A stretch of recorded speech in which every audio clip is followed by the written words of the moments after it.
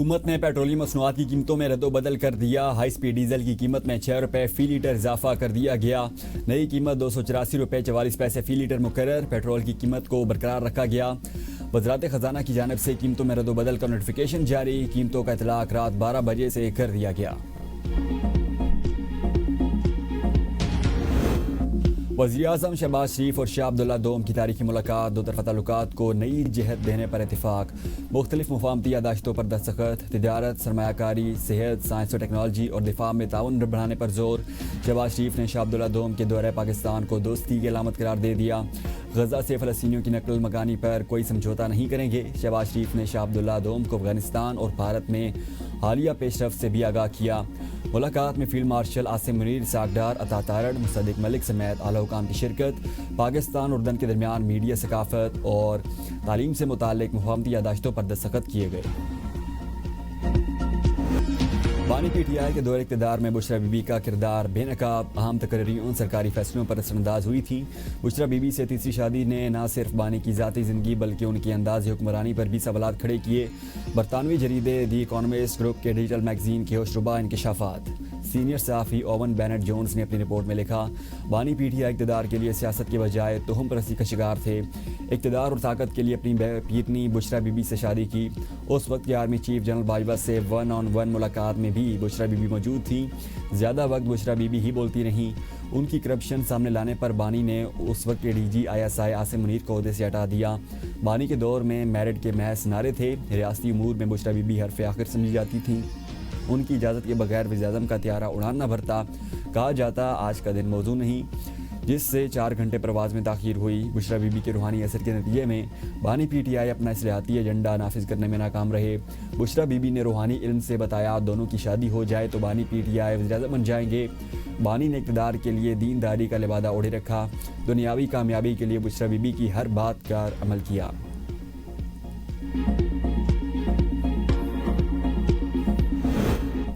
P T I کا بشرا be be سے متعلق برطانوی جریدے کی رپورٹ پر قانونی چارہ جوئی کا اعلان۔ رد عمل میں کہا، نام نہاد تجزیہ پروپیگنڈا ہے جسے غیر ملکی تبصرے کے روپ میں پیش کیا جا رہا ہے۔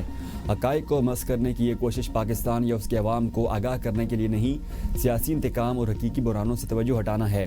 آرٹیکل میں گزشتہ 3 سال کے دوران پاکستان میں ہونے والے واقعات کا کوئی ذکر نہیں۔ انسانی حقوق کی خلاف ورزیوں، انتخابی دھاندلی کو کیوں اجاگر نہیں کیا گیا، صرف ذاتی زندگی پر توجہ مرکوز کی گئی۔ القادر ٹرسٹ کیس جس کا آرٹیکل میں بار بار حوالہ دیا گیا ابھی بھی زیر سماعت ہے، اسے طے شدہ قرار دینا گمراہ کن ہے۔ پی ٹی آئی نے ہمیشہ شفافیت اور عدالتی فیصلے کا مطالبہ کیا۔ بانی کے خلاف بے بنیاد مقدمات سے کیوں چشم پوشی کی جا رہی ہے؟ آرٹیکل جانبدار اور توہین آمیز ہے، مصنفین کو معافی مانگنی چاہیے۔ پی ٹی آئی کو دی اکانومسٹ کے خلاف ضرور قانونی ایکشن لینا چاہیے۔ اگر بیرسٹر گوہر نہ گئے تو میں خود عدالت جاؤں گا۔ وزیر دفاع خواجہ آصف کہتے ہیں، یہ ثابت ہونا چاہیے کہ عدالتوں نے بھی اس خبر کی تصدیق کر دی ہے۔ پی ٹی آئی کو ضرور برطانیہ میں کیس کرنا چاہیے۔ پتہ چلنا چاہیے کہ گوگی کہاں سے آئی اور کہاں چلی گئی۔ سیاستدانوں نے نہ چیف جسٹس لگایا ہے، نہ اپنی مرضی کے ججز تعینات کیے۔ اگر کوئی غیر معمولی تقرری ہوئی ہے تو اسے عوام کے سامنے لایا جائے۔ عدالتی کردار اور فیصلوں میں شفافیت ہونی چاہیے۔ ہم نے کون سی غیر معمولی کارروائی کی ہے جس پر اعتراض اٹھایا جا رہا ہے؟ فیض حمید پر بشرا بی بی کو استعمال کرنے کا الزام۔ دی اکانومسٹ کی رپورٹ کے مطابق سابق انٹیلیجنس سربراہ جنرل فیض حمید نے بشرا بی بی کو مؤثر طریقے سے استعمال کیا۔ حساس ادارہ اپنے ایک افسر کے ذریعے آئندہ ہونے والے واقعات کی معلومات بشرا بی بی کے کسی پیر تک پہنچاتا، جو اسے آگے بشرا بی بی تک منتقل کرتا۔ یہی انفارمیشن بشرا بی بی بانی کے سامنے اپنی روحانی بصیرت سے حاصل معلومات کے طور پر پیش کرتی۔ جب وہ پیش گوئیاں درست ثابت ہوتی تو بانی کا اپنی اہلیہ کی بصیرت پر یقین مزید پکا ہو جاتا۔ حساس ادارے کی بشرا بی بی میں دلچسپی کی پہلی علامت ان کی بانی کے ساتھ خفیہ شادی کے فوراً بعد سامنے آئی۔ اگرچہ ISI نے یہ رشتہ نہیں کروایا تھا، لیکن ایسے اشارے موجود تھے کہ ادارہ اس تعلق سے فائدہ اٹھا رہا تھا۔ بشرا بی بی کے حکم پر وفادار اور قریبی ساتھی درینا گھریلو ملازمین کو فارغ کیا گیا۔ ان کے آنے کے بعد بانی پی ٹی آئی کے گھر عجیب رسومات شروع ہوئیں۔ دی اکانومسٹ نے اپنی رپورٹ میں مزید لکھا کہ مرچیں جلانا، بانی کے سر کے گرد کچے گوشت کو گھمانا، روزانہ سیاہ بکرے یا مرغیوں کے سر قبرستان میں پھینکوانا اور کبھی کبھار زندہ سیاہ بکرے منگوانا شامل تھا۔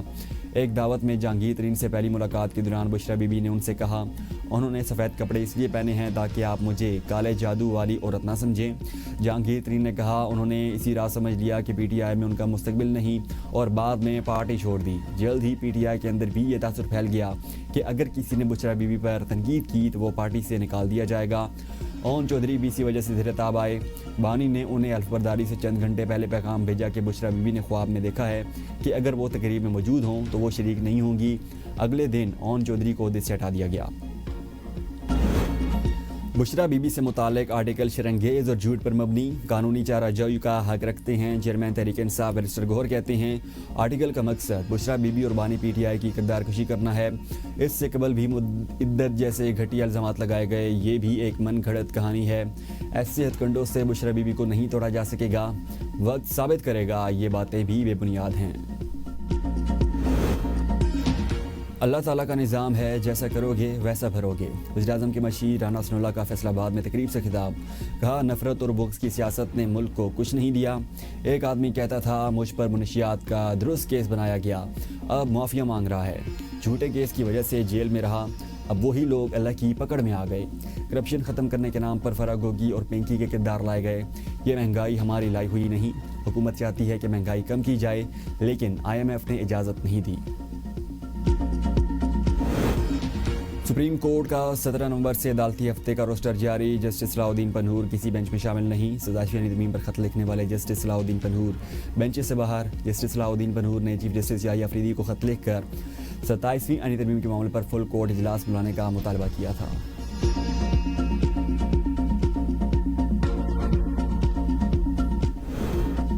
سپریم کورٹ کے جسٹس منصور اور اطہر من اللہ کے بعد لاہور ہائی کورٹ کے جسٹس شمس محمود مرزا بھی مستعفی، استعفیٰ سے مملکت کو بھجوا کر چیمبر خالی کر دیا، بغیر پروٹوکول واپس چلے گئے۔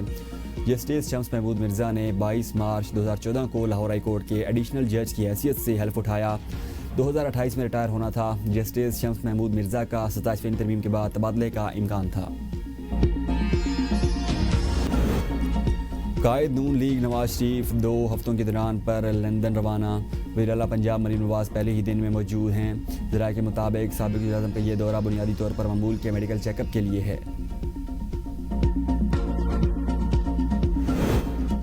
ابھی صرف 10% چیزیں شائع کی ہیں۔ صحافتی اصولوں اور قانونی تقاضوں کے باعث 90% مواد کو سامنے نہیں لایا گیا۔ شریک مصنفہ بشریٰ تسکین کی ABN نیوز سے گفتگو، کہا 25 کروڑ عوام پر مشتمل ایٹمی ملک کو جادو اور عملیات کے ذریعے چلایا جاتا رہا۔ بشریٰ بی بی فیصلوں، تقرر اور تبادلوں سمیت ہر کام پر اختیار رکھتی تھیں۔ سیاسی تجربے کی کمی کی وجہ سے بشریٰ بی بی جلد ایکسپوز ہو گئیں۔ بانی PTI کی بہن علیمہ خان کی جائیدادوں کی چھان بین، پنجاب حکومت متحرک، بورڈ آف ریونیو پنجاب کے ڈپٹی کمشنرز کو مراسلے جاری۔ پنجاب بھر سے علیمہ خان کے نام منقولہ، غیر منقولہ اور زرعی رقموں کی تفصیلات طلب۔ علیمہ خان کی جائیدادوں کا تمام ریکارڈ ATC کورٹ راولپنڈی کو ارسال کیا جائے گا تاکہ قانونی کارروائی کی بنیاد مضبوط ہو۔ زندگی اور موت اللہ کے ہاتھ میں ہے، ہم نہ ڈرنے والے ہیں نہ بھاگنے والے۔ وزیر اعلیٰ خیبر پختونخوا اسماعیل افریدی کا تیمر گرہ میں ایک جلسے سے خطاب، کہا عدالتی احکامات کے باوجود بانی سے ملاقات نہیں کروائی جا رہی، بانی کو رہا کروا کر ہی دم لیں گے۔ وزیر اعلیٰ کا لوور دیر میں ہائیڈرو پاور پروجیکٹ کا بھی افتتاح، کہا صوبے کے قدرتی وسائل پر پہلا حق یہاں کے عوام کا ہے، بانی کے شروع کردہ تمام منصوبے دیکھ کر فخر محسوس کرتا ہوں۔ یہ پاور پروجیکٹ 21 ارب روپے سے زائد کی لاگت سے مکمل ہوا۔ منصوبے سے سالانہ 200 ملین یونٹس بجلی پیدا ہوگی۔ صوبائی حکومت پن بجلی وسائل کو معاشی ترقی کی بنیاد بنانے کے لیے طویل المدتی منصوبہ بندی پر کام کر رہی ہے۔ سستی توانائی کے یہ منصوبے روزگار کے فروغ اور صنعتی ترقی میں اہم کردار ادا کریں گے۔ آزاد کشمیر میں نفس تبدیلی، تحریک عدم اعتماد پر ووٹنگ 17 نومبر کو کروانے کا فیصلہ۔ پیپلز پارٹی اور مسلم لیگ نون کی اپنے ارکان کو مظفر آباد پہنچنے کی ہدایت۔ نامزد قائد ایوان فیصل ممتاز مظفر آباد پہنچ گئے۔ پیپلز پارٹی کی جانب سے 40 سے زائد ارکان کی حمایت کرنے کا دعویٰ۔ مسلم لیگ نون بھی تحریک عدم اعتماد کے حق میں ووٹ دے گی، حکومت کا حصہ نہیں بنے گی۔ نامزد قائد ایوان فیصل ممتاز کی فریال دارپور سے ملاقات، فیصل راٹھور کا پارٹی قیادت پر مکمل اعتماد کا اظہار۔